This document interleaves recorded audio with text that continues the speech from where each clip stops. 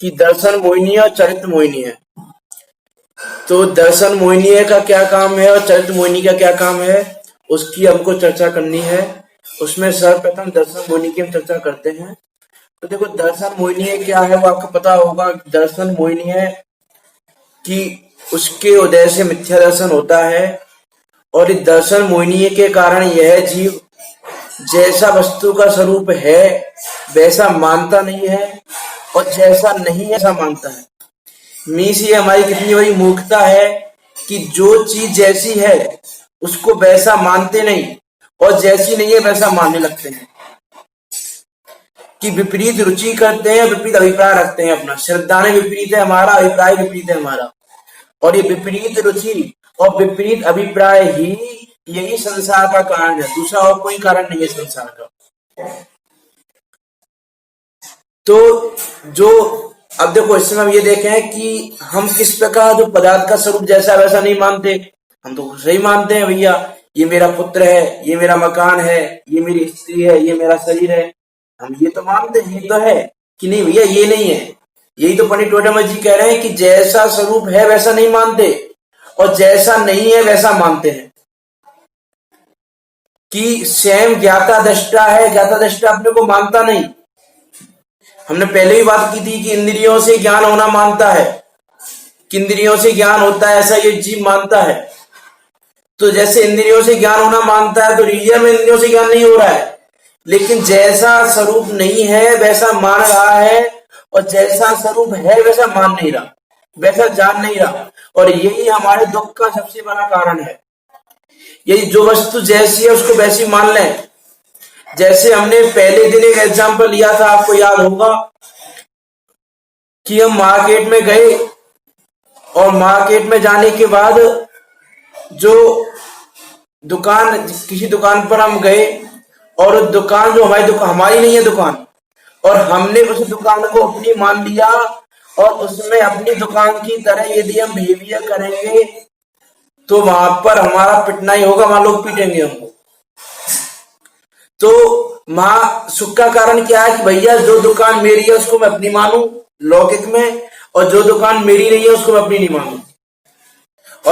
और यदि उसने ऐसा कर दिया भैया, जो जैसा नहीं है उसको वैसा मान लिया, जो मेरी नहीं है उसको मेरा मान लिया, तो वहां पर दुखी होंगे। तो भाई हम यहाँ पर हो रहे हैं कि वस्तु का स्वरूप जैसा है वैसा मानता नहीं, और जैसा नहीं है वैसा मानता है। कि जैसे पर पदार्थ है जितने भी, स्त्री पुत्र आदि, मकान आदि, इन सबको क्या मानता है कि भैया ये सब सुख दुख के कारण है, जबकि वो सब वास्तव में सुख दुख के कारण नहीं है। हम तो दुखी क्यों हो रहे हैं, यदि हम विचार करें थोड़ा, कि हम ये मानते हैं कि मेरा पुत्र मुझे सुखी कर देगा, ये मकान मुझे सुखी करेगा, इस मकान को यदि मैं ले लूंगा तो मैं सुखी हो जाऊंगा, इस गाड़ी को ले लूंगा तो मैं सुखी हो जाऊंगा। ये किसके बल पर कह रहे हैं हम, कि हम ये मान रहे हैं कि ये मकान सुख देने वाला है और ये मकान दुख देने वाला है। ये वाली गाड़ी अच्छी है, ये वाली गाड़ी होगी तो सुखी हो जाऊंगा, और ये वाली गाड़ी मेरे पास है तो मैं दुखी हूँ। मेरा पुत्र ऐसा होगा तो मैं सुखी हो जाऊंगा, और मेरा पुत्र ऐसा होगा तो मैं दुखी हो जाऊंगा। इत्यादि रूप से हम पर पदार्थों को सुख दुख का कारण मानते हैं। और ये जो पर पदार्थ है वो वास्तव में सुख दुख के कारण नहीं है, लेकिन जो सुख दुख के कारण नहीं है उनको हम सुख दुख के कारण मान रहे हैं, और जो सुख दुख के कारण है उनको सुख दुख के कारण नहीं मान रहे। और ये हमारे दुख का कारण हो रहा है कि सुख दुख का कारण कौन है और सुख दुख का कारण कौन नहीं है, इसका विचार कर नहीं रहे, और जो हमको भाषित हो रहा है उसमें वो लगे हुए हैं। हम किसी को सुखी करना चाहते हैं, हम किसी को दुखी करना चाहते हैं, एक बात। और दूसरी बात, हमको ये भय रहता है कि कोई हमको दुखी ना कर दे, और हम ये आशा रखते हैं कि सामने वाला हमको सुखी कर दे। भैया पुत्र मुझे सुखी कर दे, स्त्री मुझे सुखी कर दे, मकान मुझे सुखी कर दे, पर पदार्थ मुझे सुखी कर दे। शत्रु आदि से भय रहता है, क्यों? क्योंकि वो मुझे दुखी नहीं कर दे, और प्रत्येक समय मैं इसको सुखी कर सकता हूँ, मैं इसको दुखी कर सकता हूँ। इस प्रकार के कसाय भाव रहते हैं हमारे। किसके कारण है वो? कि पर पदार्थों को सुख दुख का कारण मानना, और मैं पर पदार्थों को सुखी दुखी कर सकता हूँ, और पर पदार्थ मुझे सुखी दुखी कर सकते हैं। ये तो हमारी मान्यता है। इस मान्यता का नाम है दर्शन मोहिनीय कर्म। और इसके कारण हम दुखी हो रहे हैं। आचार्य कुंद कुंद देव ने भी समय साथ परमागम के बंद अधिकार में इसके लिए गाथाएं लिखी काफी। कुछ गाथाएं उन्होंने आयु कर्म के लिए लिखी, कुछ गाथाएं उन्होंने सुख दुख के लिए लिखी। गाथा नंबर 253 से 256 चार गाथा लिखी उन्होंने सुखी दुखी होने के लिए, कि हमारी जो मान्यता है। वीडियो नहीं आ रहा है क्या?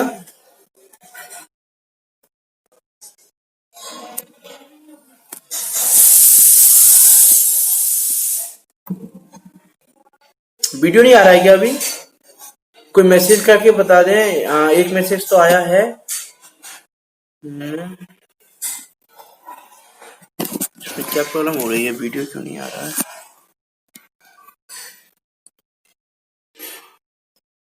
वॉइस भी क्लियर नहीं आ रही है, वीडियो भी नहीं आ रहा है।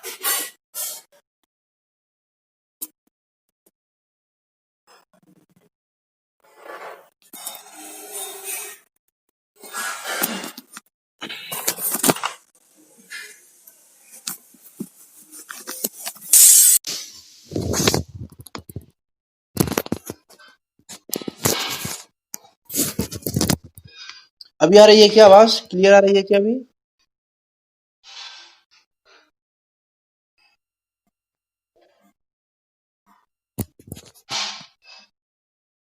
अभी आवाज क्लियर आ रही है क्या?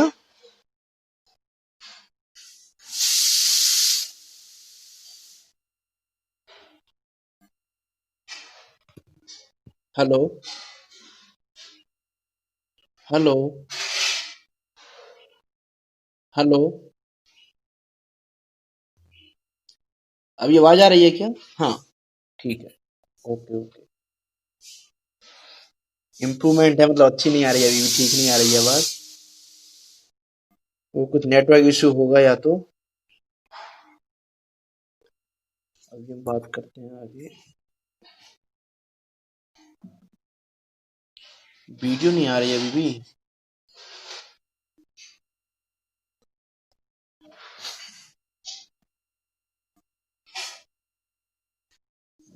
एक बार आप बता दीजिए, आप में से कोई भी मैसेज करके वीडियो आ रही है कि नहीं आ रही है, तो मैं इसको स्टार्ट करूँ, नहीं तो फिर एक बार एंड करनी पड़ेगी ये मीटिंग, फिर दोबारा स्टार्ट करनी पड़ेगी।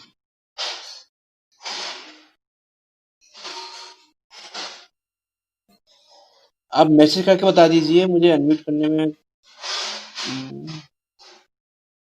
आप मैसेज में लिख के बता दीजिए, आपको अनम्यूट करना पड़ेगा, नहीं तो मुझे वीडियो नहीं आ रही है। अभी आ रही है क्या वीडियो? आवाज?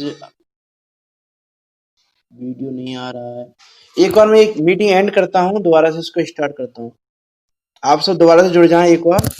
मैं मीटिंग एंड करता हूँ एक बार, हो सकता है कुछ प्रॉब्लम हो रही होगी नेटवर्क में।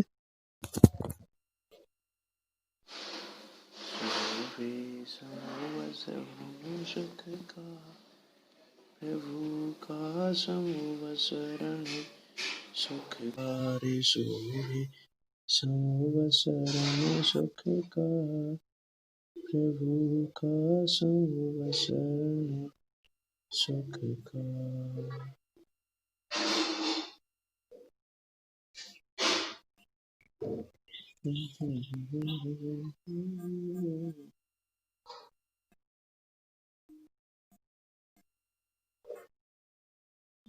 अभी आ रही है क्या आवाज?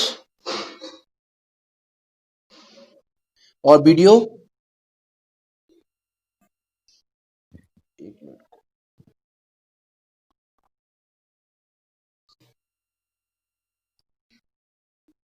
एक मिनट करता हूँ, एक मिनट को। तो नेटवर्क इश्यू हो रहा है शायद।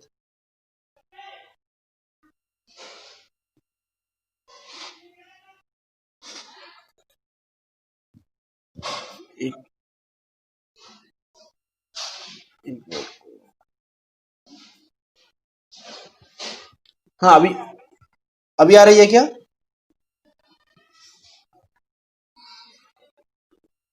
अभी? Okay okay.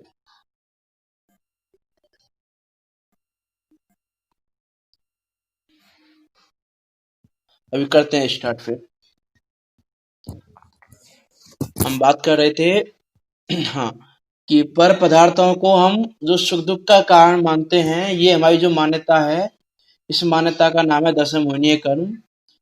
उस पे हम बात कर रहे थे कि आचार्य कुंद देव ने समय सार परमागम के बंद अधिकार में गाथा 253 से 256 तक इसके बारे में लिखा कि जो मैं किसी को सुखी दुखी कर दूं या परजीव मुझे सुखी दुखी कर दे, ऐसी जो जिसकी मान्यता है वो मूढ़ है, अज्ञानी है ना। इसकी देखो गाथा है,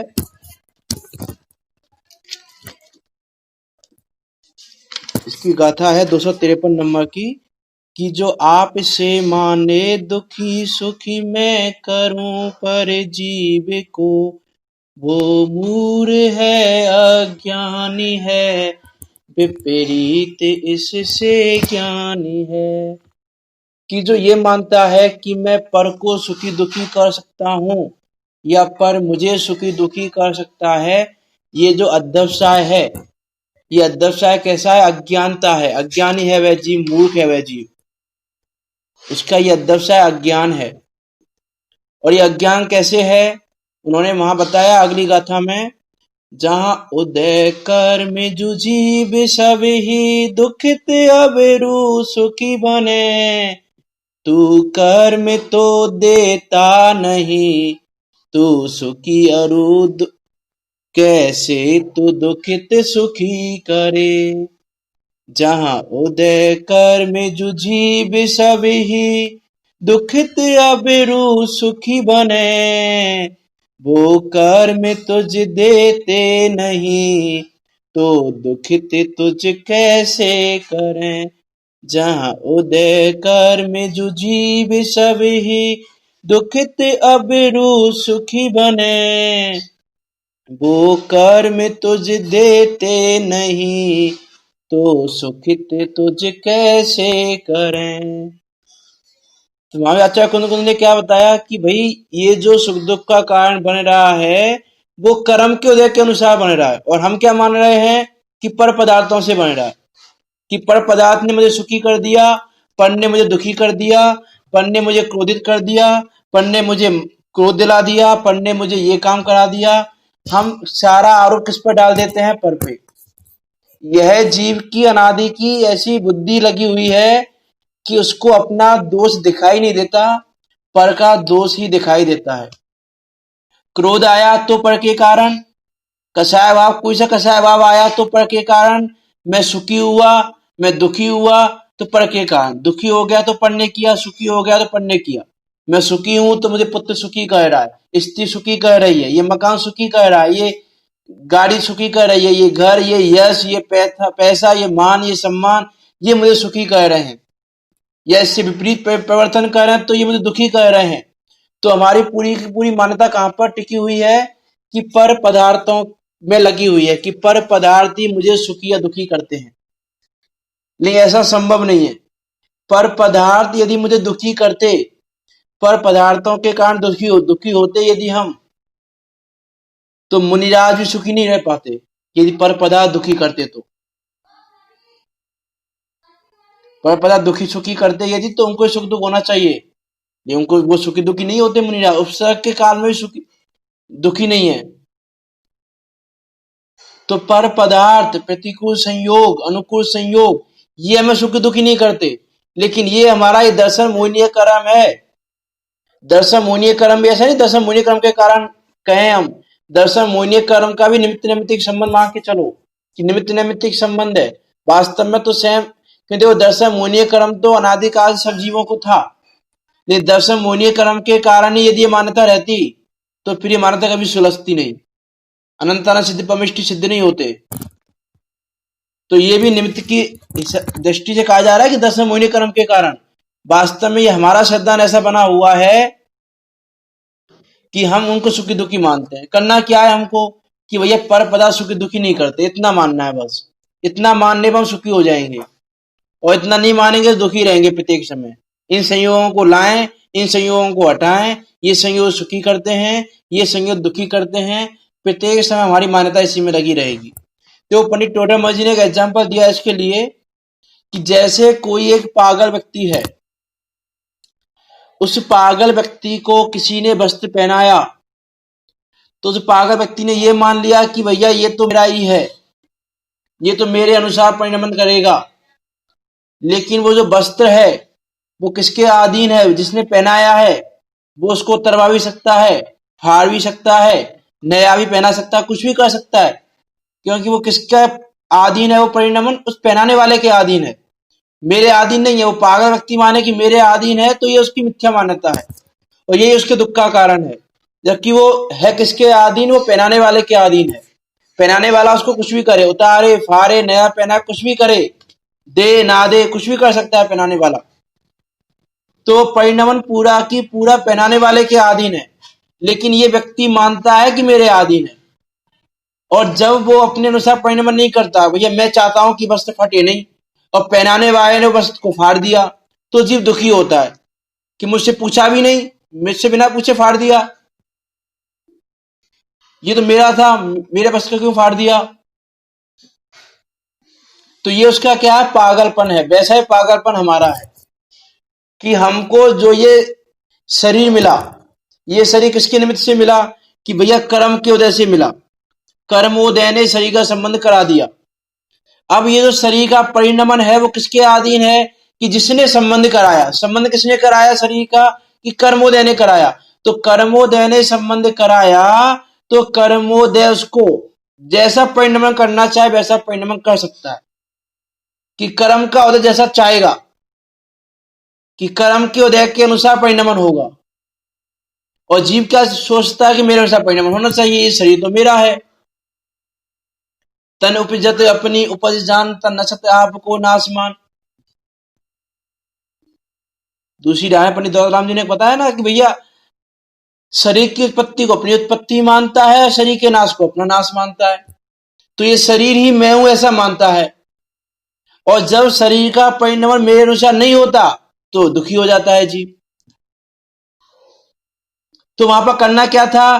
कि करना तो ये था कि भैया शरीर का परिणमन मेरे अधीन नहीं है, और मांग के क्या बैठा है ये? कि शरीर को मैं अपने अनुसार परिणमित करा सकता हूं। पहले दिन ही बात की थी हमने कि शरीर को मेरा कलर साफ नहीं है, मैं अपने कलर को साफ कर सकता हूं। मैं मोटा हूं तो पतला हो सकता हूं, मैं बौना हूं तो मैं लंबा हो सकता हूं, कि जैसा मैं चाहूं वैसा मैं कर सकता हूं, ऐसा वह मानता है। लेकिन जब शरीर मेरे अनुसार परिणमित नहीं होता, देखो ऐसा कौन सा जीव है, या आप जितने भी हैं अभी यहाँ पर क्लास में विद्यमान, इनमें से कौन है जो अपने शरीर को रोगग्रस्त करना चाहता हो, जो अपने शरीर को किसी भी प्रकार की पीड़ा पहुंचाना चाहता हो? किसी भी प्रकार से कोई है ऐसा चाहता हो तो मुझे बताओ, कौन चाहता है ऐसा? इस संसार में ऐसा कौन सा प्राणी है?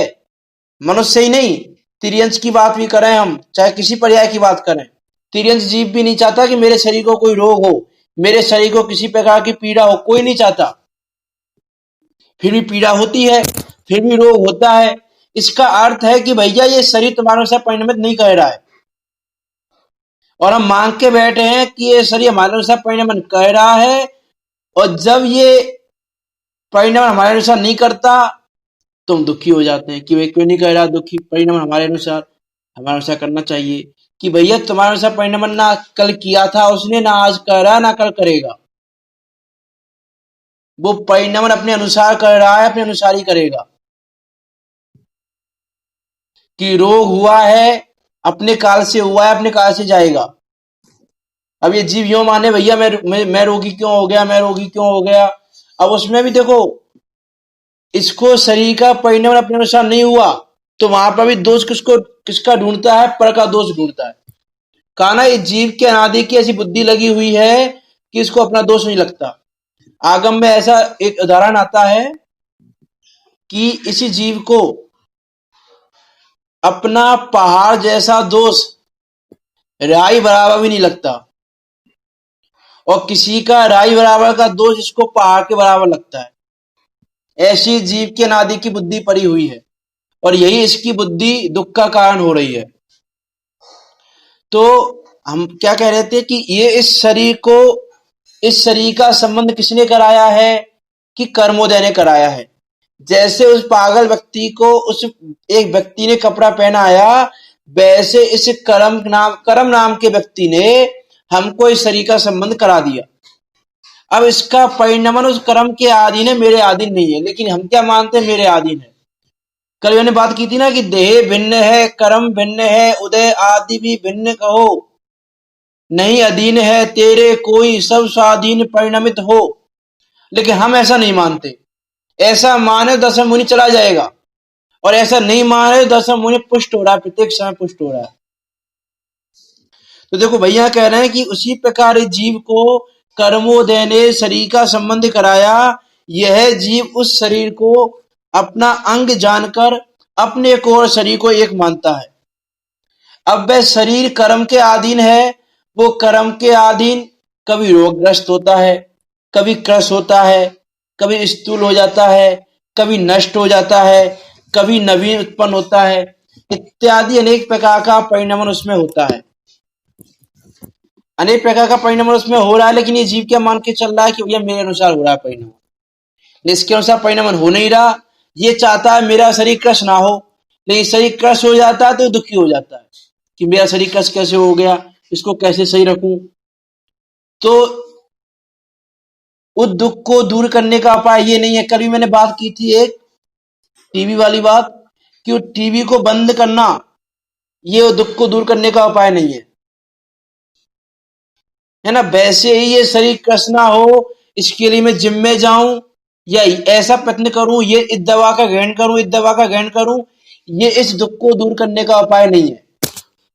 उस दुख को दूर करने का उपाय तो ये है कि ये शरीर का परिणाम मेरे अधीन नहीं है, ये मानना वो दुख को दूर करने का उपाय है। दूसरा और कोई उपाय नहीं है दुख को दूर करने का। और जैसे वो पागल व्यक्ति था, वो पागल व्यक्ति कहीं बैठा हुआ है, एक पागल व्यक्ति, वहां पर कोई राजा की सेना आकर रुकी। राजा की सेना कहीं से आ रही थी, उसने वहां विश्राम किया। राजा के सैनिक, घोड़े, हाथी सब कुछ वहां आके रुके, रात को विश्राम किया उन्होंने वहां पर। और पागल व्यक्ति ने क्या मान लिया कि ये मनुष्य, ये घोड़े, ये हाथी, ये सब कुछ किसका है, मेरा है, मेरे अनुसार इसका परिणमन होता है, ऐसा उसने मान लिया। अब जब सुबह वो राजा जाने लगा अपनी सेना के साथ, अब व्यक्ति दुखी हो रहा है। मुझसे पूछ भी नहीं रहे, मुझसे बिना पूछे जा रहे हैं, मुझसे पूछ क्यों नहीं रहे हैं, मेरी वस्तु ऐसे कैसे लेके जा रहे हो, जैसा मैं चाहूं वैसे लेके जाओ, जैसा मैं कहूं वैसा करो।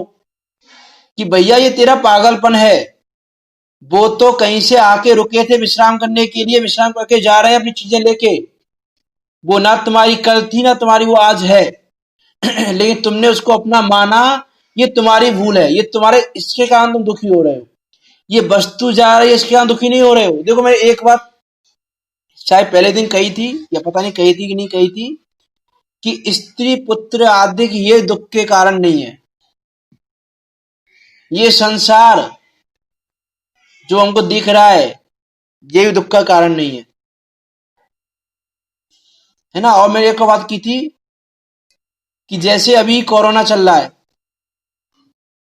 कोरोना का हमको भय है, तो भय किस चीज का है यार, जो डर लग रहा है, तो दुखी हो रहे हैं, दुखी किस चीज के हैं।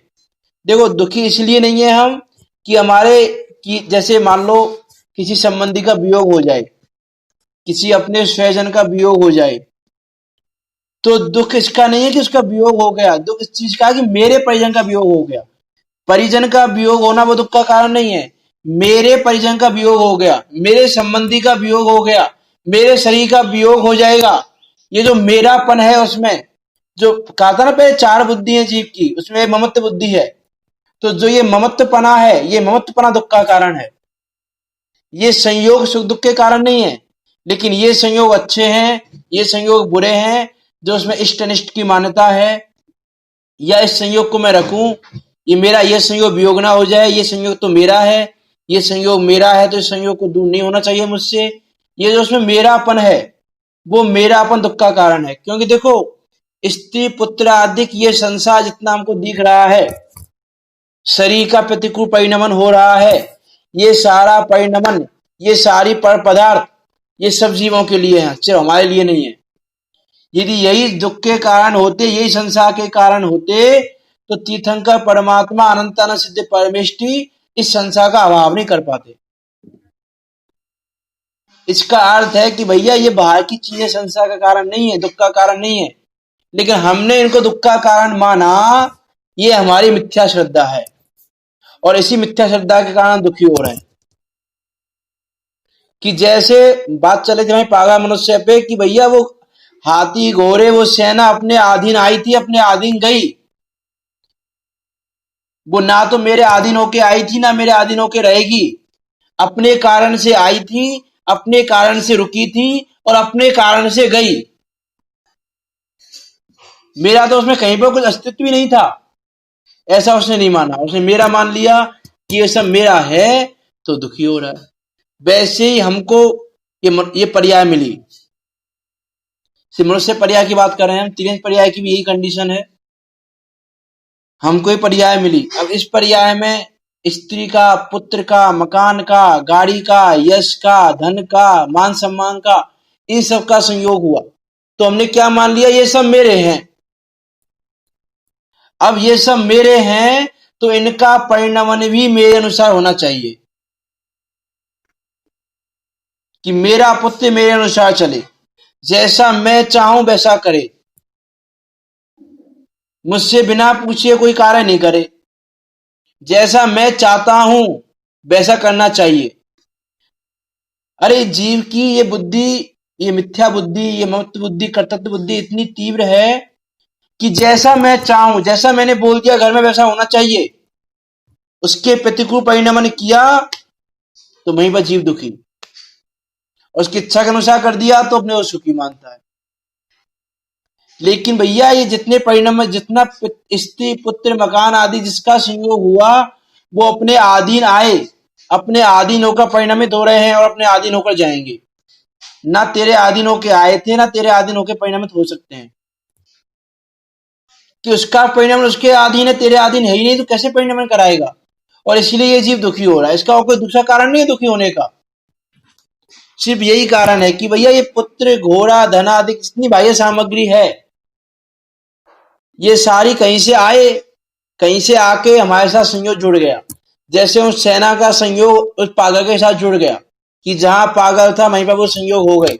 वैसे ही इस पर्याय में जहां हम हैं, मान स्त्री पुत्र आदि का संयोग हो गया। तो स्त्री पुत्र आदि का संयोग हो गया तो जीव ने मान लिया कि ये सब तो मेरे हैं, मेरे अनुसार परिणमन होना चाहिए,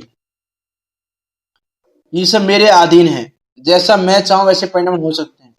और जब उनकी पराधीन क्रिया होती है, जब उनकी क्रिया मेरे अधीन नहीं होती, तो ये जीव दुखी हो जाता है कि ये पुत्र ने, मैंने ऐसा कहा पुत्र से, पुत्र ने नहीं माना, और जीव दुखी हो गया। जबकि भैया उस समय उस पुत्र की योग्यता ही ऐसी थी कि उसका परिणमन ऐसा ही होना था। तुम्हारे कहे अनुसार होना ही नहीं था उसका परिणमन, तो कैसे हो जाए।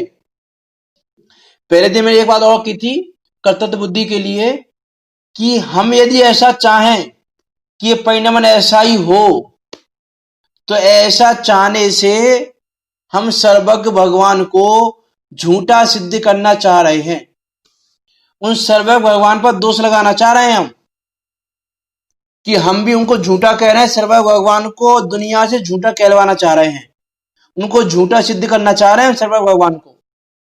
कैसे सिद्ध करना चाह रहे हैं, कि भैया सर्वज्ञ भगवान ने तो यही देखा था कि तेरे पुत्र का परिणमन अभी ऐसा होगा, और तू क्या मान रहा है कि नहीं, ऐसा नहीं होना चाहिए, ये परिणाम तो ऐसा होना चाहिए। तो तूने ये माना कि ऐसा, इसका परिणाम ऐसा होना चाहिए, मतलब तुमने सर्वज्ञ भगवान को झूठा कह दिया, उनको दोष लगा दिया। अब हम विचार करके देखें कि जिसके हम उपासक हैं उस पर हम दोष लगा रहे हैं, कितना बड़ा अनर्थ कर रहे हैं हम। यह है जीव की मिथ्या बुद्धि, कर्तव्य बुद्धि, महत्व बुद्धि, यह है जीव की। अब कोई ये कह सकता है यहाँ पे कि भैया बहुत समय शरीर हमारे अनुसार परिणमित होता है, स्त्री पुत्र आदि हमारे अनुसार परिणमित होते हैं, और आप कह रहे हो परिणमित नहीं होते। ये शंका हो सकती है आपकी, दिखता है हमको कि भैया बहुत बार हमने कहा कि शरीर पतला होना चाहिए, शरीर पतला हो जाता है। पुत्र हमारे अनुसार चलना चाहिए, हमारे अनुसार चलता है पुत्र। बहुत बार देखने में आता है ऐसा, बहुत बार ये परिणमन होता है ऐसा। तो भैया इसके पीछे तुम कह रहे हो कि ऐसा नहीं होता, हमको दिखाई देता है। तो देखो उसके लिए बात पंडित ओडामा जी ने यहाँ कही कि तीन चीजें हैं, एक पर पदार्थ का परिणमन, एक भवितव्यता और एक इस जीव की इच्छा। इन तीनों का यदि मेल हो जाए तो ये जीव ऐसा मानता है कि मैंने ऐसा किया,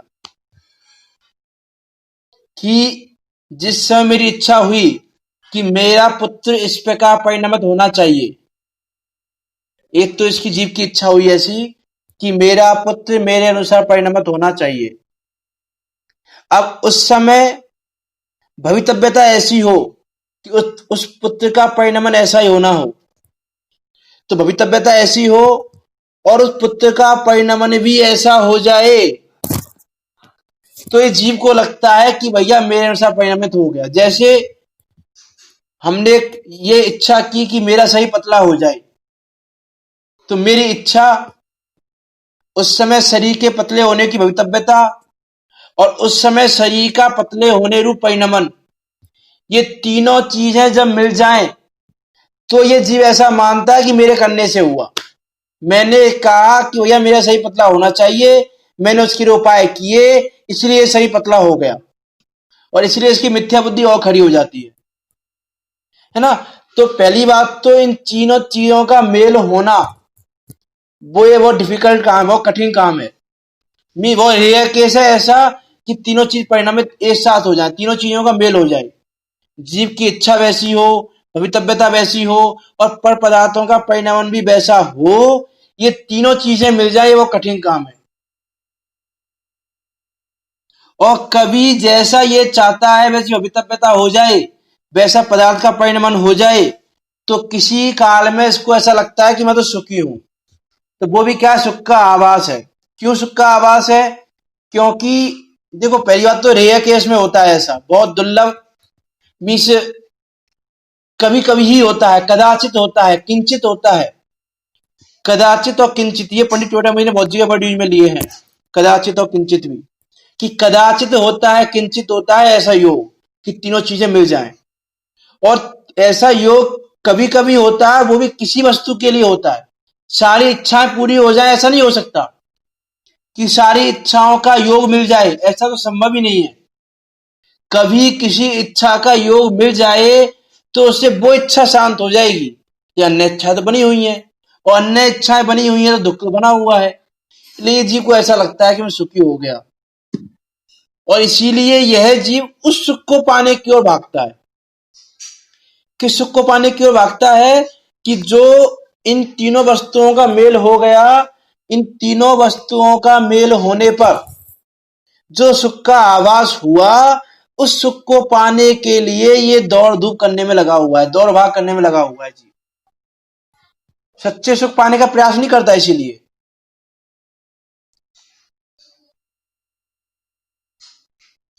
और एक बात मैं कहूं कि यदि हमने ये मान लिया कि भैया इसमें सुख है, तो हम सुख की खोज भी नहीं कर पाएंगे। जैसे एक एग्जाम्पल के थ्रू यदि हम बात करें, जैसे मान लो आप एक चौराहे पर खड़े हुए हो,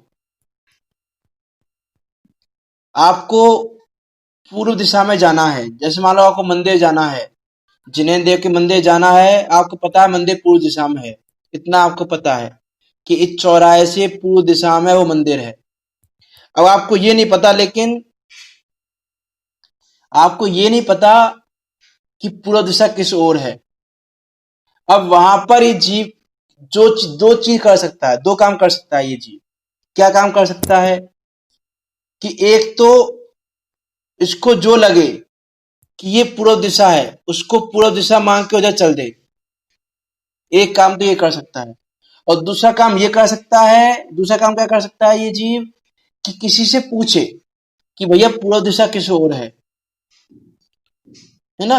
और पूर्व दिशा किस ओर है, पूर्व दिशा के चिन्हों को पहचाने कि भैया पूर्व दिशा कैसे पहचानने में आती है, उन चिन्हों से। और किसी की बात, किसी से पूछकर उसका निर्णय करे कि पूर्व दिशा किस ओर है, फिर पूर्व दिशा की ओर चले। तो जो पहला व्यक्ति है जिसने किसी से पूछा नहीं, ना किसी चिन्हों की पहचान की, और वो चल दिया। अब मान लो उसने पश्चिम दिशा को पूर्व दिशा मान लिया और पश्चिम दिशा की ओर चल दिया, तो मुझे बताओ कितने समय में वह जिनेन्द्र देव के मंदिर पहुंच जाएगा? कि 3 काल में नहीं पहुंचने वाला। उसने क्या मान लिया? पूर्व दिशा इस ओर है, उसको चलता जा रहा, चलता जा रहा, चलता जा रहा है। और दूसरा व्यक्ति है कि जो भैया चिन्हों को पहचाने, पूर्व दिशा के चिन्ह क्या हैं, कि भैया उधर से सूर्य उदित होता है, देखो सूर्य किधर से उदित हुआ है। किसी से पूछे भैया पूर्व दिशा किस ओर है, कोई बताए कि भैया इधर है पूरब, इत्यादि अनेक प्रकार से चर्चा करके लोगों से निर्णय करे कि पूर्व दिशा किस ओर है, और फिर निर्णय करके कि हाँ पूर्व दिशा इस ओर है, उस ओर जाने लगे। तो चाहे वो मंदिर अभी दूर है, पूर्व दिशा में चलने लगा है चौराहे से, लेकिन 1 घंटे में, 2 घंटे में, 5 घंटे में पहुंच ही जाएगा, निश्चय से पहुंचेगा, कि उसने मंजिल सही पकड़ ली। तो यदि हमने इन पर पदार्थों को ही सुख का कारण मान लिया कि ये पुत्र मेरे सुख का कारण है, तो असली सुख की पहचान ही नहीं करूंगा मैं। भाई जैसे उसने मान लिया कि पूर्व दिशा इस ओर है, तो ना वो किसी से पूछेगा, ना वो विचारेगा, उधर चलता जा रहा, चलता जा रहा, चलता जा रहा। वही हम कह रहे हैं कि इन पर पदार्थों में भैया ये स्त्री सुख का कारण है, ये पुत्र सुख का कारण है, ये मान के इन्हीं में सुख ढूंढ रहे हैं, विषय भोगों में सुख ढूंढ रहे हैं कि विषय भोग सुख के कारण है।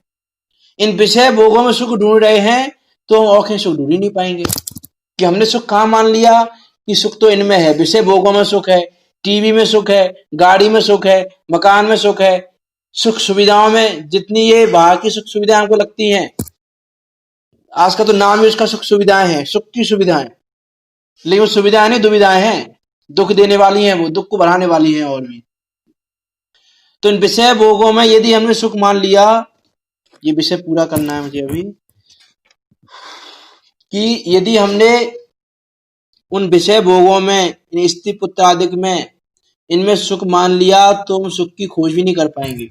तो पहले तो मैंने सुख मानना छोड़ें और सुख की पहचान करना स्टार्ट करें।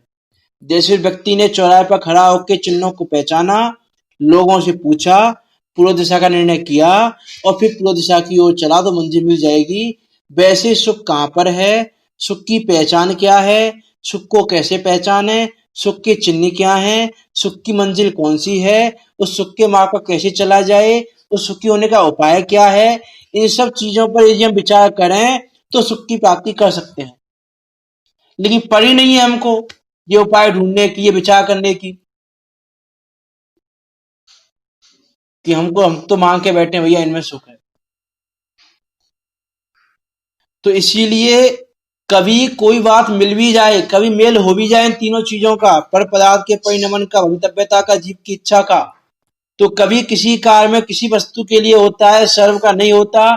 इसीलिए यह जीव आकुल व्याकुल ही रहता है। और ये जो अहंकार ममकार करता है वो इसीलिए करता है कि कभी कुछ मिल जाता है, कभी मेल खा जाती है वस्तुएं, भवितव्यता ही मिल जाती है, परिणाम ही मिल जाता है, जीव की इच्छा ही मिल जाती है। तो किसी काल में किसी प्रकार इच्छा अनुसार परिणमित होते देखकर कहीं यह जीव शरीर पुत्र आदि में अहंकार ममकार करता है। सो इस बुद्धि से उनको उत्पन्न करने की, बढ़ाने की, रक्षा करने की चिंता से निरंतर व्याकुल रहता है, नाना प्रकार कष्ट सहकर भी उनका भला चाहता है। तथा जो विषयों की इच्छा होती है, कषाय होती है, बाह्य सामग्री में इष्टनिष्ठपना मानता है, अन्यथा उपाय करता है, सच्चे उपाय की श्रद्धा नहीं करता, अन्यथा कल्पना करता है, तो इन सब का मूल कारण मिथ्या दर्शन है। उसका नाश होने पर सब दुखों का नाश हो जाता है। कभी मैंने कहा था सब समस्याओं का ये समाधान है सम्यक दर्शन, और सर्व समस्याओं का एक ही कारण है मिथ्या दर्शन, दूसरा कोई कारण नहीं, और सम्यक दर्शन के समान दूसरा कोई समाधान नहीं, और मिथ्या दर्शन के समान दूसरा कोई कारण नहीं। ऐसी ये बात है, इससे हमको आगे बात करनी है, विषय पूरा करना है 10वें मोनिए का आज। देखो यहाँ पर मैं बहुत ज्यादा विस्तार से बात नहीं कर रहा हूँ। विस्तार से ये बात हमने अपनी डेली स्वाध्याय में की है, आप उसको देख सकते हो। यूट्यूब पर वो सारे प्रवचन हैं। जिस विषय को मैं यहाँ 7 दिन में पूरा करने का सोच रहा हूँ, वो विषय मैंने 32 क्लासों में पूरा किया था। तो 7 दिनों में पूरा करना थोड़ा डिफिकल्ट तो है ही, फिर भी मैं प्रयास करूंगा ये विषय पूरा हो जाए, घातीय कर्मों वाला। तो देखो इसमें एक बात और है दर्शन मुनिय में, कि हमको बड़ी दुर्लभता से, बड़े पुरुषार्थ से, अति पुण्योदय मम आया, प्रभु तुमरा दर्शन पाया, है ना। ऐसा अति पुण्योदय आया, दुर्लभता मिली, ये संगी पंचंदी पर्याय मिल गई, मनुष्य पर्याय मिल गई। ऐसी मिलने के बाद भी ये जीव तत्व विचार करने जाए और गलती से इसको कुदेव कुगुरु कुधर्म का श्रद्धान हो जाए, या ये गया तो किस लिए था कि मेरा हित हो जाए, अपना हित करने के लिए गया, देव के पास गया, गुरु के पास गया, धर्म के पास गया, लेकिन गलती से इसको कुगुरु कुदेव और कुधर्म मिल गए, तो बेचारा भला करने गया था, बेचारे का बुरा हो जाता है ना। ऐसी जीव की कंडीशन होती है। अपनी टोटा में जिन्हें लिखा है ये चीज, इसको हम वहां से पढ़ लेना कि कदाचित ये संगी पंचंदी तत्व निश्चय करने का उपाय विचारे और अभाग्य से कुदेव कुगुरु कुशास का निमित्त मिल जाए तो तत्व श्रद्धान पुष्ट हो जाता है। ये चाहता, ये तो किस लिए बात सुनता है उनकी कि मेरा भला होगा, नहीं, भला होने की वजह बुरा हो जाता है। कि ये क्या, इसने पुरुषार्थ तो क्या किस लिए कि वस्तु स्वरूप का विचार करूं, लेकिन विपरीत विचार में दृढ़ हो जाता है, और विपरीत विचार में दृढ़ होने से विषय वासना बढ़ती है, विषय वासना बढ़ने से दुख बढ़ता है। और कदाचित सुदेव सुगुरु सुशास्त्र का सुधर्म का निमित्त भी मिल जाए तो वहां भी व्यवहार में टक्के रह जाता है। जैसे हमको सच्चे देव, सच्चे शास्त्र, सच्चे गुरु का श्रद्धान भी मिल गया, सच्चे गुरु मिल गए, सच्चे धर्म मिल गया, सच्चे देव मिल गए, उसके बाद भी व्यवहार में उलझ के रह जाता है, क्रिया में उलझ के रह जाता है, उनमें उलझ के रह जाता है। मानता क्या है कि भैया मैं धर्म कर रहा हूं, तो वहां भी उसका तत्व श्रद्धान और पुष्ट हो जाता है, दर्शन मुनि और पुष्ट हो जाता है।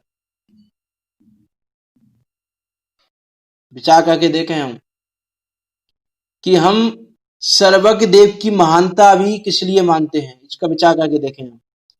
ये मैं क्वेश्चन को मैं आपसे कल पूछूंगा, क्वेश्चन को आपको दे रहा हूं मैं, आप विचार करके बताना मुझे। अभी आगे की बात करूंगा मैं अभी, कि सर्वज्ञ देव को हम महान किस लिए मानते हैं, हम जिनेन्द्र देव को महान किस लिए मानते हैं, जिनेन्द्र देव की पूजन किस लिए करते हैं, इसका विचार करके कल मुझे बताना। अभी हम आगे बढ़ते हैं कि देखो इसको जो श्रद्धान है, पर पदार्थों में सुखी दुखी की जो मान्यता है, पर पदार्थों को अपने अनुसार परिणमित कराने की जो इसकी चाह है, जो इसका दुख है, वो उसका दुख दूर कैसे हो सकता है, दुख को दूर करने का क्या उपाय है। कि उस दुख को दूर करने का एक उपाय तो ये है कि जिन वस्तुओं को ये अपने अनुसार परिणमित कराना चाहता है, वो वस्तुएं अपने अनुसार परिणमित हो जाएं, तो इसका दुख दूर हो जाए, इसका श्रद्धा सच्चा हो जाए कि भैया मैंने चाहा मेरा पुत्र मेरे अनुसार चले, मेरे अनुसार चलने लगे, हमेशा चलता रहे मेरे अनुसार ही। ये स्त्री पुत्र मकान आदि जो कुछ भी है, वो सब मेरी मान्यता के अनुसार चले, जैसा मैं चाहता हूं वैसा करें तो मैं सुखी। तो वो जीव क्या मानता है, अपने आप को सुखी हो गया।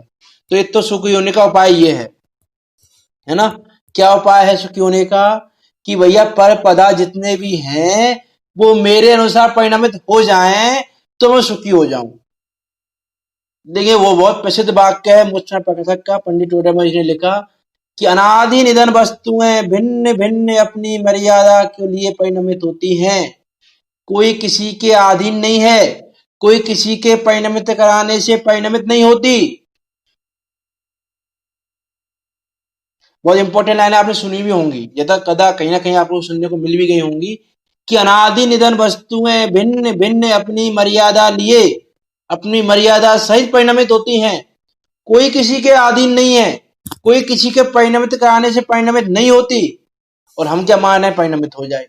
तो ये जो हमारा पहला उपाय था वो तो गलत हो गया, कि हमारा जो पहला उपाय था कि भैया सब हमारे अनुसार परिणमित हो जाएं तो हम सुखी हो जाएंगे, तो इसका तो यहाँ पे कैंसिल हो गई बात। तो कि अनादि निधन वस्तुएं, अभी देखो समय नहीं है, नहीं इसकी मैं इस लाइन को बहुत अच्छे से खोलता, आप इसको सुन सकते हैं। इस लाइन में पूरा 1 घंटे का प्रवचन है यूट्यूब पे, यूट्यूब चैनल पे, कि अनादि निधन वस्तुएं भिन्न भिन्न अपनी मर्यादा को लिए परिणमित होती हैं, कोई किसी के परिणमित कराने से परिणमित नहीं होती।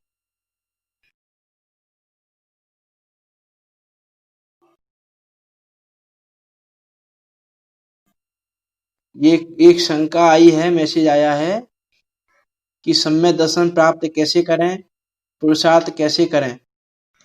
इसको हम आगे बताएंगे, अभी उपाय चल रहे हैं, अभी इसको भी बताएंगे हम आगे कैसे करें पुरुषार्थ, है ना।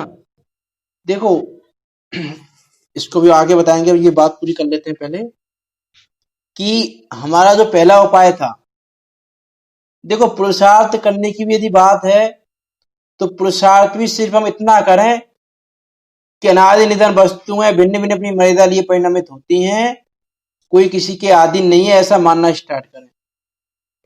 जब तक ऐसा मानना प्रारंभ नहीं करोगे तब तक सम्यक दर्शन की, देखो सम्यक दर्शन जब तुम वस्तु स्वरूप का विचार करने जाओगे, तो वस्तु स्वरूप का विचार करने जाओगे तो सारी चीजें अपने आप ही दूर हो जाएंगी। ये विचार तो देखो, हमको क्या लगता है कि ठीक है अनादि निधन वस्तुएं अपनी अपनी मर्यादा सही परिणमित होती हैं, कोई किसी के अधीन नहीं है, कोई किसी के परिणमित कराने से परिणमित नहीं होती, मान लिया।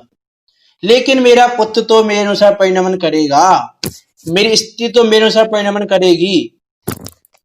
पढ़ा तो हमने ये, और मान क्या रहे हैं वो मान्यता हमारी जब तक नहीं जाएगी तब तक हमारा पुरुषार्थ सही दिशा में नहीं हो सकता। तो देखो पुरुषार्थ कैसे करना है इसकी यदि हम बात करें तो जैसे हमने एग्जाम्पल लिया, चौराहे पे खड़े होके आप इस चीज का विचार करो, उस वस्तु को पहचानो सही, उस दिशा का चिंतन निर्णय करो, दिशा कौन सी है, पूर्व दिशा। लोगों से पूछो, सेम नहीं मान लो कि भैया ये पूर्व दिशा इधर चलो और हम वही कह रहे हैं। तो पुरुषार्थ हमको ये करना है बस कि चिन्हों से पहचान करनी है उस दिशा की, और चिन्हों से पहचान नहीं कर पा रहे हैं, जब हम चिन्हों को नहीं समझ पा रहे हैं, हमको चिन्हों की जानकारी नहीं है, हमको पता ही नहीं है भैया पूर्व दिशा को कैसे पहचाने, तो फिर हम लोगों से पूछें। तो ये है हमारा पुरुषार्थ, ये हम करें यदि, और फिर उसका निर्णय करें पूछ के। और देखो ऐसा भी नहीं कि लोगों से हमने पूछ लिया और जो लोगों ने बताया फिर चल दिए, कि नहीं, अपना विवेक भी लगाएं, विचार करें कि ये सामने वाले ने ऐसा बताया तो सही बताया है कि गलत बताया है, उसका विवेक करके निर्णय करके तब आगे बढ़े तो मंजिल पे पहुंच पाएंगे। और मंजिल हमारी है सम्यक दर्शन प्राप्त करने की, कि मोक्ष में की प्रथम सीढ़ी, कि मोक्ष में की प्रथम सीढ़ी यही है। इसे हमारा मंजिल अभी पहली सीढ़ी पे चढ़ना है, छत पर तो पहुंच ही जाएंगे हम जब सीढ़ियों पे चढ़ना प्रारंभ करेंगे। तो पहले पहली सीढ़ी पर चढ़े हम, तो हमारी मंजिल अभी पहली सीढ़ी है। तो उसके लिए पुरुषार्थ हमको ये करना है, निर्णय करना है वस्तु का। हम निर्णय क्यों नहीं करते, हम निर्णय करने जाते हैं वस्तु स्वरूप का तो हमारी जो मान्यता है अभी उस पर चोट पड़ती है। अभी जैसे पंडित टोडेमल जी ने कहा कि भैया अनादि निधन वस्तु अपनी अपनी मर्यादा सहित परिणमित होती हैं। अब हम इस बात को मानने को स्वीकार इसलिए नहीं है, इस बात को यदि हम माने तो हमारी जो ये मान्यता है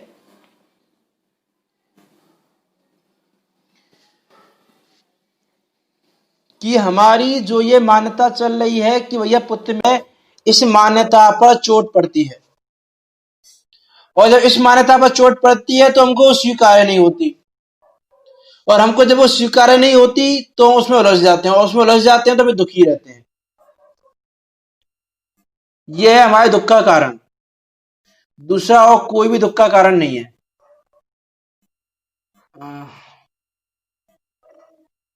क्या है दुख का कारण, रिपीट कर देता हूं बात को, कि भैया हमने पढ़ा तो ये कि अनादि निधन वस्तुएं अपनी अपनी मर्यादा सहित परिणमित होती है।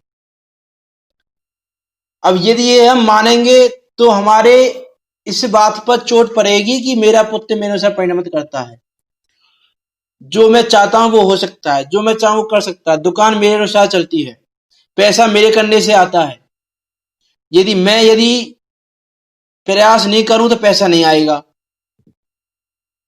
है ना। इसकी बातें हो चुकी हैं काफी, कि भैया मैं यदि ऐसा नहीं करूं, मैं पैसे का विचार नहीं करूं, मैं यदि प्रयास नहीं करूं तो पैसा नहीं आएगा, मैं यदि पालन पोषण नहीं करूं, यदि मैं अपने पुत्र को नहीं पढ़ाऊं तो मेरा पुत्र पढ़ ही नहीं पाएगा। इत्यादि अनेक प्रकार की मान्यता कि मैं पुत्र को पढ़ाता हूं, मेरे पढ़ाने से पुत्र पढ़ता है, मेरे करने से ये कार्य होता है। ये जो हमारी मान्यताएं हैं, इन मान्यताओं पर हथौड़ा पड़ता है, चोट पड़ती है इस चीज की, और वो हमको स्वीकार्य नहीं होती। कोई हमसे कहे कि भैया तुम इतना क्यों विकल्प करते हो, सबका परिणाम अपने अपने अधीन है। अरे ऐसे कैसे अधीन है, मेरे करने से हो रहा है, मैं नहीं हूं तो पैसा आके बताया कैसे आए पैसा। तो उसके लिए भी एक कहानी है, अभी उसका समय हो गया, उस कहानी को भी नहीं बता रहा हूं मैं, आपने सुनी होगी। एक व्यक्ति ऐसा सोचता है कि भैया मेरे करने से परिवार चलता है, तो जंगल में साधु बोलते हैं भैया ऐसी तेरी तेरी मिथ्या मान्यता है ये, ऐसा कर तू 1 महीने के गायब हो जा, मैं कह देता हूँ कि भैया उसकी तो मृत्यु हो गई, और देख 1 महीने बाद जाके तेरा परिवार चलता है कि नहीं चलता है। कहानी आपको याद आ गई होगी, विचार करके देखा उसका परिवार चल रहा था नहीं चल रहा था, सही सब कुछ चल रहा था। भैया सबका परिणाम होता है अपने अपने आदि, सब अपने आयु कर्म से जीतते हैं, आयु कर्म से रहते हैं, अपने बेदनी कर्म के अनुसार सुख दुख का भोग करते हैं, अनुकूल प्रतिकूल संयोग सब पाते हैं अपने कर्मों के अनुसार। कि आज तुम्हारा पुत्र अच्छी सुख सुविधा में रह रहा है तो तुम्हारे कारण नहीं रह रहा है, उसका बेदनी कर्म ऐसा है कि उसको सुख सुविधा मिलनी है, इसलिए रह रहा है सुख सुविधाओं में वो। तुम सोचो भैया मैं सुख सुविधा दे रहा हूं, तो ये तुम्हारी मिथ्या मान्यता है, और यही दुख का कारण हो रहा है। कि भैया मैंने तो अपने पुत्र को इतनी सुख सुविधाएं दी, और बुढ़ापे में मेरा पुत्र सुख सुविधा नहीं दे रहा है।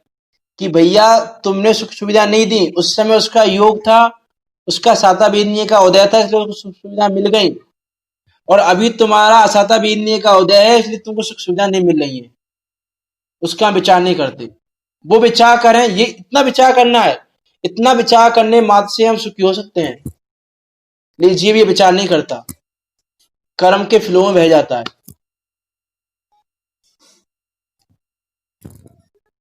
उन्हें देखो इसमें लिखा, नादि निधन वस्तुएं भिन्न भिन्न अपनी मर्यादा सहित परिणामित होती हैं, कोई किसी के अधीन नहीं है, कोई किसी के परिणामित कराने से परिणामित नहीं होती, उन्हें परिणामित कराना चाहे वह तो कोई उपाय नहीं है। तो ये तो हमारा उपाय गया। अब सच्चा उपाय क्या है, कि जैसा वस्तु का स्वरूप है उसको वैसा मान लें तो सुखी हो जाएंगे। कि जैसा पदार्थों का स्वरूप है वैसा श्रद्धान हो तो सर्व दुख दूर हो जाए। जो पंडित टोडामणि ने बहुत बढ़िया लाइन लिखी, कि भ्रम जनित दुख का उपाय तो भ्रम को दूर करना है। कि भैया जो दुख हमको भ्रम के कारण हो रहा है, तो भ्रम को दूर करेंगे तो दुख दूर होगा, और भ्रम को रखेंगे अपने पास तो वो दुख दूर होने वाला नहीं है, ना आज होने वाला है ना कल होने वाला है। कि जैसे कोई मुर्दे व्यक्ति को जीवित माने की तो जीवित है तो दुखी होता रहेगा, है ना। यदि वो मुर्दे को मुर्दा माने, देखो मुर्दे को मुर्दा मानना सुख का कारण है, और मुर्दे को जीवित मानना दुख का कारण है। अब मुर्दे को जीवित मानते रहे हम, ये सोचे हम ये सुखी नहीं हो रहे सुखी नहीं हो रहे, तो सुखी होगे कैसे, उस मुर्दे को मुर्दा मानोगे तो सुखी होगे। ऐसे ही भ्रम जनित दुख को दूर करने का उपाय भ्रम को दूर करना है, दूसरा और कोई उपाय नहीं है। दूसरे किसी भी उपाय से तुम्हारा ये दुख दूर होने वाला नहीं है। तो देखो भाई यहाँ कह रहे हैं कि जिस प्रकार कोई मोहित होकर मुर्दे को जीवित माने या जिलाना चाहे तो आप ही दुखी होता है, तथा उसे मुर्दा मानना और ये जिलाने से जिएगा नहीं ऐसा मानना, सो ही दुख के दूर होने का उपाय है। उसी प्रकार ये मिथ्या दृष्टि पदार्थों को अन्यथा मानता है, अन्यथा परिणमित कराना चाहता है तो दुखी होता है। तो उसका उपाय क्या है, कि भैया इनका परिणाम अन्यथा नहीं हो सकता, ये पदार्थ अन्यथा नहीं हो सकते, मीन्स अन्यथा नहीं हो सकते, मेरे अनुसार नहीं हो सकते, इनका परिणाम मेरे अनुसार नहीं हो सकता, ये मानना वो दुख को दूर करने का उपाय है। दूसरा और कोई उपाय नहीं है, किसी भी उपाय को करने से दुख दूर होने वाला नहीं है। उसका एक ही उपाय है कि भ्रम जनित दुख का उपाय भ्रम को दूर करना है। तो वही यहाँ लिखा है कि उसी प्रकार मिथ्या दृष्टि होकर पदार्थों को अन्यथा माने, अन्यथा परिणमित कराने से अन्यथा परिणमित नहीं होंगे, ऐसा मानना सो ही दुख के दूर होने का उपाय है, और दूसरा कोई उपाय नहीं है। कि भैया ये परिणमित कराने से परिणमित नहीं होने वाले, मेरे अनुसार पुत्र का परिणमन जैसा होना है वैसा होगा। अब जैसे देखो, एग्जाम्पल देखें हम, कि किसी का मकान है, मेरा मकान जर्जर हो रहा है, मेरा मकान ढह नहीं जाए, ऐसा नहीं हो जाए, मैं दुखी हो रहा है जी प्रत्येक समय, मैं ऐसा कर दूं, इसकी रिपेयरिंग करा दूं अच्छे से तो ये सही हो जाएगा, इसका ऐसा कर दूं तो ये सही हो जाएगा। कि भैया हो सकता है बिना रिपेयरिंग कराए भी ये भी सालों चार चल जाए, और हो सकता है रिपेयरिंग कराने के बाद तो रिपेयरिंग कराते ही रहो और ये बार बार बिगड़ता रहे, क्योंकि मकान का परिणमन तेरे अधीन नहीं है। कि जैसा हम चाहें वैसी नहीं है। तो भ्रम जनित दुख का उपाय भ्रम को दूर करना है, और भ्रम को हम दूर करें, जैसा जिसका परिणमन है उसका परिणमन वैसा माने, है ना। चाहे कुंद कुंद की भी माना, चाहे कुंद कुंद ने बंद अधिकार में लिखा है, इसीलिए भैया ये बंद का कारण है, ये तुम्हारा अध्यवसाय है, इस अध्यवसाय को दूर करो। ना तुम पर को सुखी दुखी कर सकते हो, ना पर तुमको सुखी दुखी कर सकता है, ये हमारा अध्यवसाय, इसको दूर करें। ये अध्यवसाय हमारे दुख का कारण है, ये भ्रम हमारे दुख का कारण है, भ्रम को हम दूर करें। कुछ लोगों की शंकाएं आ रही हैं, तो अभी समय हो रहा है, तो मैं अभी बात को यही समाप्त करता हूँ। आगे की चर्चा हम कल करेंगे। आप में से जिसको क्वेश्चन पूछना हो वो रेज हैंड कर दें, मैं उनको अनम्यूट कर देता हूँ। क्वेश्चन आया है एक, अनादि निधन वस्तुओं में कौन सी वस्तुएं आती हैं? अनादि निधन वस्तुओं में कौन सी वस्तुएं आती हैं? यदि मैं देखो, सारी वस्तुएं, सारे द्रव्य, सब कुछ है उसमें, कोई ऐसा नहीं गाड़ी घोड़े ही हो उसमें वस्तुओं में, सारे द्रव्य, सारे जीव द्रव्य, सारे पुद्गत द्रव्य, सब कुछ ले लो उसमें। धर्म द्रव्य का परिणाम भी धर्म द्रव्य अपने अनुसार परिणमित होता है, अधर्म द्रव्य अपने अनुसार परिणमित होता है। सारे द्रव्य, सब कुछ ले लो उसमें, अनादि निधन में कुछ भी नहीं रहा। अनादि निधन तो देखो समय है, अनादि निधन वस्तुएं का मतलब है कि जो वस्तुएं, सारी वस्तुएं जितने द्रव्य हैं सब अस्तित्व गुण के धारी हैं, तो सब अनादि निधन है, ना उनकी कोई आदि है ना उनका कोई अंत है, इसलिए अनादि निधन लिखा वहां पर, है ना। अनादि निधन वस्तु, सारी वस्तुएं ले लेना, सारे द्रव्य, इन तीन लोक के सारे द्रव्य, एक भी द्रव्य ऐसा नहीं है जिसको हम छोड़ सकें, एक ही वस्तु नहीं है ऐसी। मीन्स में दूसरे शब्दों में, सरल भाषा में कहूं तो जो भी आपको दिख रहा है, इतना समझ लो आप, तो जो भी आपको दिख रहा है संसार में, सब अनादि निधन वस्तुओं में सम्मिलित है, और सबका परिणाम अपने अपने अनुसार हो रहा है, हमारे अनुसार कुछ ही परिणाम नहीं हो रहा है। ये शरीर भी हमको दिख रहा है ना, ये शरीर भी अपने अनुसार परिणमित हो रहा है, ये भी हमारे अनुसार परिणमित नहीं हो रहा है ना। तो अनादि निधन वस्तुओं में यही लेना। अभी मैं सुलेखा जी, हाँ पूछिए, आपको अनम्यूट कर दिया है मैंने। हाँ, हाँ पूछिए। हाँ आ रही है आवाज, बोलिए। हाँ बोलिए, जय जिनेंद्र बोलिए।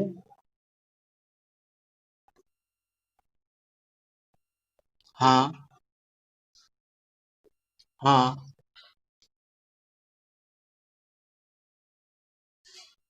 हाँ।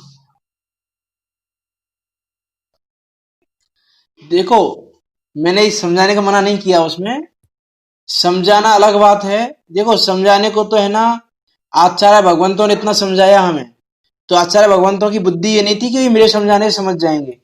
समझाना अलग बात है, लेकिन मेरे समझाने से समझ जाएंगे ये मानना, जैसे आपने समझाया, मान लो आपने अपने बहू बेटे को समझाया, है ना, और वो नहीं समझे तो आप दुखी हो जाओगे। दुखी क्यों हो गए आप? कि भैया मैंने ऐसा कहा, उन्होंने मेरी बात नहीं मानी। तो वहां आप ये विचार करो कि भैया उनका परिणमन तो उनके अधीन है, उसको कर्तव्य जानो अपना, कि हमारा कर्तव्य है इनको समझाना, तो हम समझाएं, समझाने की मनाही नहीं है। लेकिन मेरे समझाने के समझ ही जाएंगे, या मैंने समझाया तो इनको समझना ही चाहिए, ऐसी मान्यता हम नहीं रखें। ऐसी मान्यता यदि हम रखेंगे तो हम दुखी रहेंगे। क्योंकि आपने मान लो, जैसे जैसे मैं एग्जांपल दूं आदिनाथ भगवान का, कि भैया उनका पोता था मारीची। अब मारीची का जीव अनेक अन्य मतों को चला रहा है, जो भी कर रहा है ना। तो ऐसा नहीं है कि भैया उनके उपदेश में तो आया कि भैया ये मार्ग सही है। उस मार्ग पर उन्होंने तो मार्ग बता दिया सही, आदिनाथ भगवान ने तो मार्ग बता दिया सही अपने पोते को भी, कि भैया ये मार्ग है सही। लेकिन अब वो उस मार्ग पे नहीं चल रहा है, तो उसका परिणमन ऐसा ही होना था।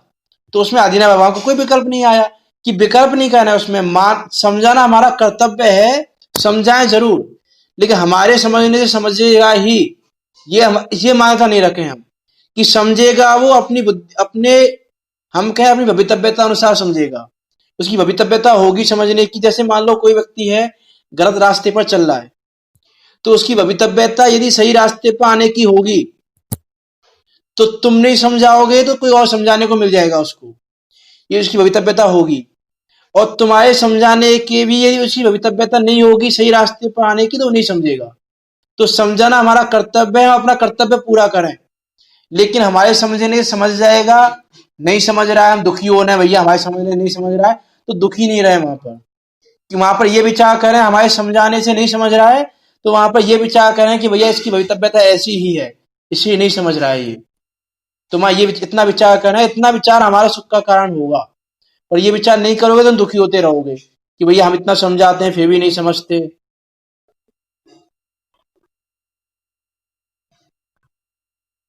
हाँ,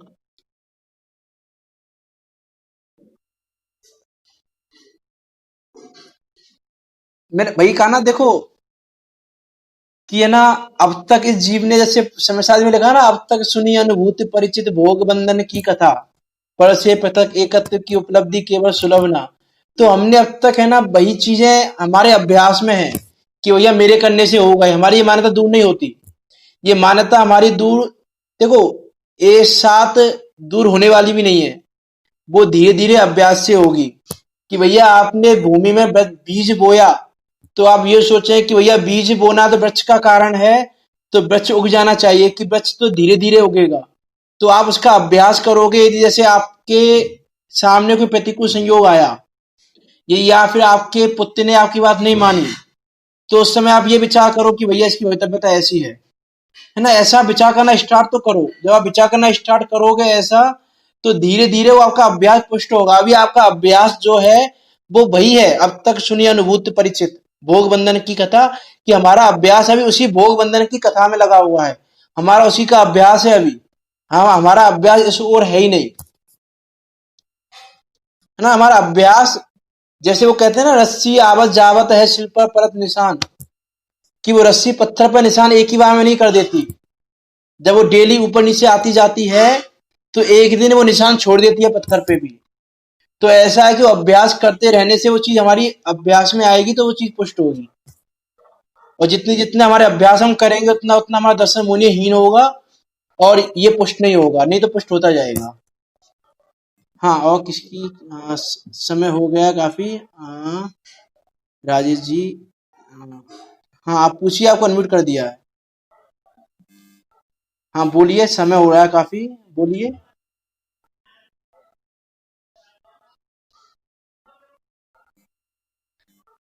देखो, यदि आगम के शब्दों में कहूं, तो सम्यक दर्शन ही सच्चा उपाय है।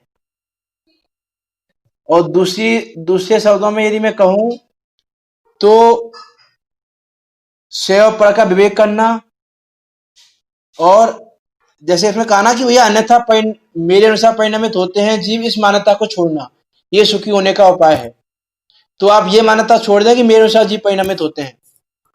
यदि मान लो मैं अभी ये मानूं कि मैं यहाँ समझा रहा हूं और मैं समझा रहा हूं तो सब समझने चाहिए, यदि मैं मानूं, तो मैं दुखी ही रहूंगा, क्योंकि यहाँ पर अभी मान लो 30 लोग 40 लोग उपस्थित हैं, तो सबकी सब समझ जाएं ऐसा संभव ही नहीं है। सब अपनी भवितव्यता अनुसार समझ रहे हैं, और सबका जैसा परिणमन होना है वैसा परिणमन हो रहा है। लेकिन यदि ये मान के बैठ जाऊं कि भैया मेरे समझाने से समझ क्यों नहीं रहे हो, समझना चाहिए तुमको, तो मैं दुखी रहूंगा। तो दुख का कारण ये है, यदि हम ये मानना छोड़ दें, तो जैसे ये मैं ये मानना छोड़ दूं भैया मेरे समझाने से नहीं समझने वाले, तो मैं दुखी नहीं रहूंगा। तो मेरे अनुसार जीव परिणामित होते हैं, ये मानना छोड़ना ही सुखी होने का उपाय है। बाकी अभी समय हो रहा है, बाकी आप ग्रुप में भेजना शंका। एक अभी मिठ्ठलाल जी ने और किया हुआ है, इनको अनम्यूट कर देता हूं मैं। हाँ, आप पूछिए क्वेश्चन, आपको अनम्यूट कर दिया मैंने। हाँ बोलिए। हाँ बोलिए। हाँ आएगा ना, मैंने कहा ना सारे द्रव्य, और सारे द्रव्य में आत्मा नहीं आएगा क्या? आत्मा भी सारे द्रव्यों में है ना। तो वो आत्मा हमारे हमारा जीव भी परिणामित हो रहा है अपनी योग्यता के अनुसार, अपनी भवितव्यता के अनुसार। कोई दूसरा हमको परिणामित नहीं करा सकता।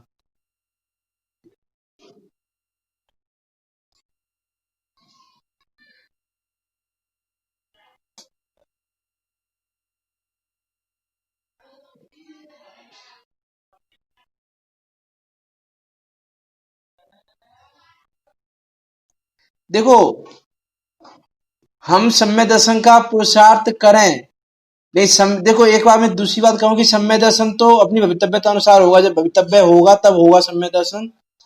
लेकिन हम यदि पुरुषार्थ भी नहीं करें तो आप बताओ क्या करोगे?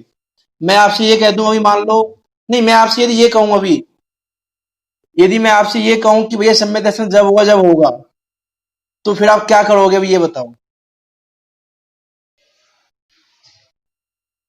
आप क्या करोगे अभी, आप मुझे ये बताओ।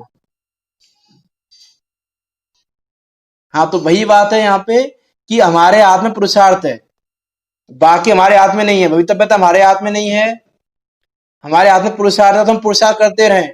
जैसे अभी इसमें सातवें अधिकार में पंडित टोडरमल जी ने लिखा, सातवें अधिकार में उसकी चर्चा आएगी कि भैया पुरुषार्थ से मोक्ष प्राप्ति पे भी नवें अधिकार में आएगा। और सातवें अधिकार में उन्होंने चर्चा की शायद, या नवें नवें अधिकार में ही है शायद, कि हमारे हाथ में पुरुषार्थ है।